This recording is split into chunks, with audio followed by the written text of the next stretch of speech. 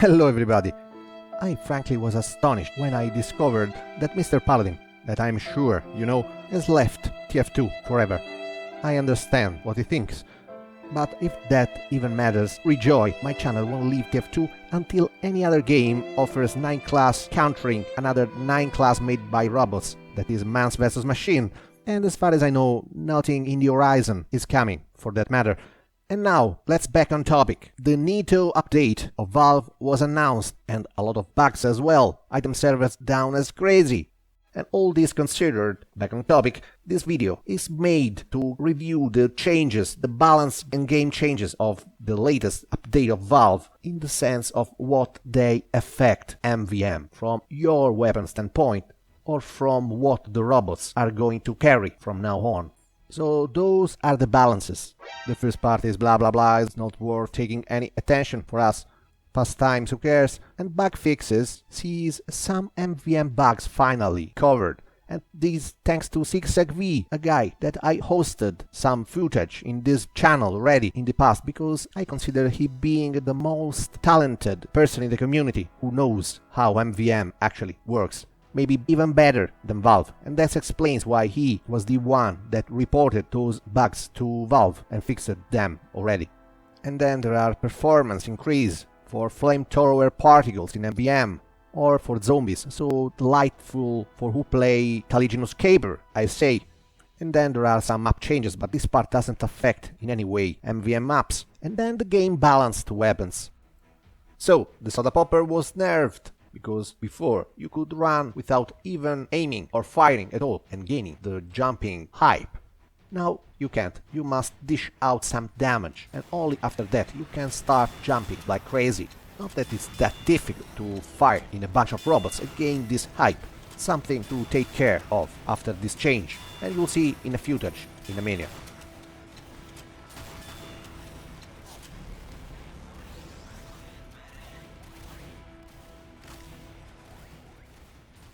And so the shortstop, in a moment we'll see what has changed. You see, they added an alt-fire attack, like pushing anyone. It's like a knockback, it's not an air blast that doesn't consume any ammo, because made by your hands. And we'll try to see if it affects robots. And I can grant you that, as far as I know at the moment, it doesn't take into consideration the weight of the robots. So what you are going to see is applicable to giants as well.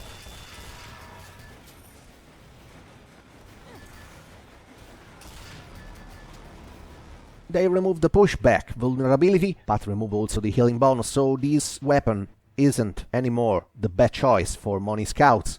The alt-fire attack can be handy, especially if there is a pit laying around.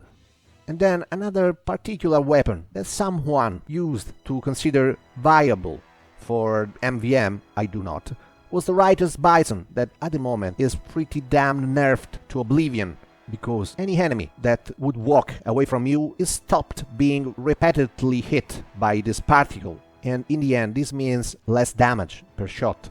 But this doesn't occur very often on MvM, where robots are coming in your direction nonetheless. But the other nerf, the damage reduction for every enemy penetrated of 25%, this is a direct nerf to a shot fired into a horde of robots. I can declare that the Bison Master Race in MvM can be declared dead. We'll see in a moment the footage for the Bison.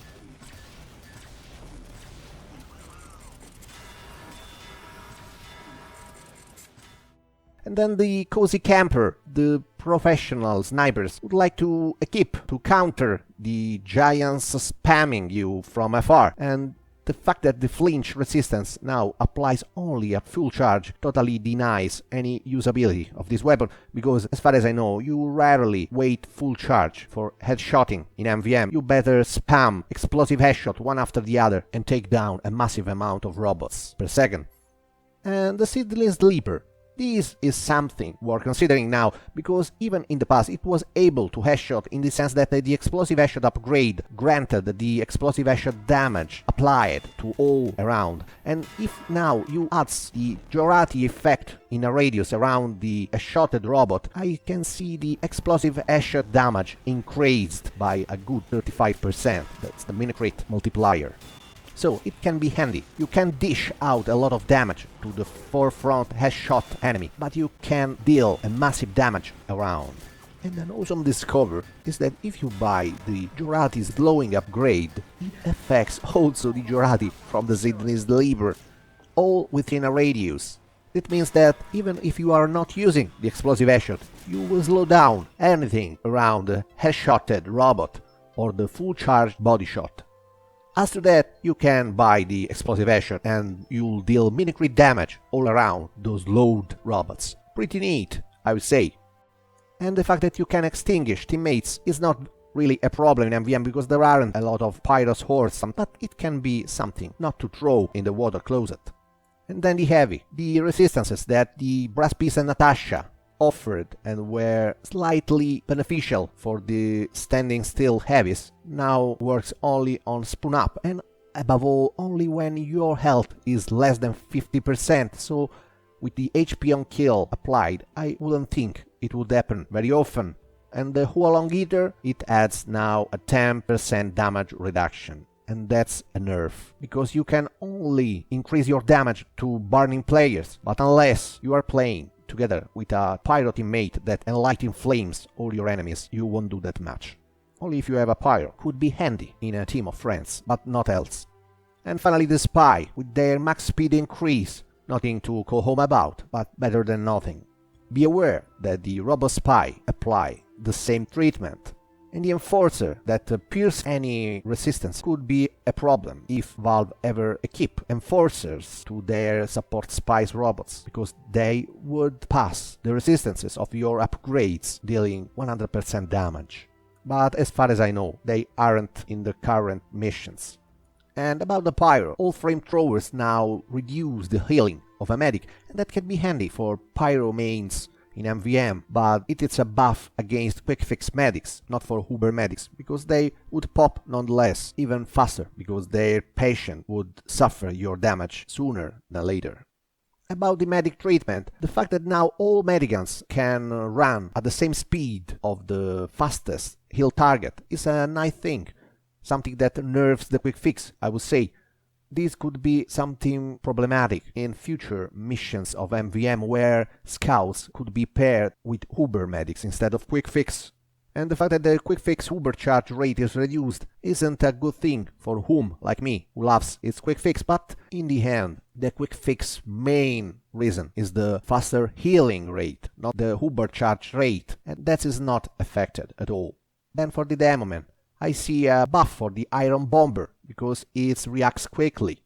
And the Quickie Bomb Launcher is something very strange, because it seems viable now that you can charge and fast, because the speed of the charging time, your shots up to 35%, you can one-shot kill a medic now.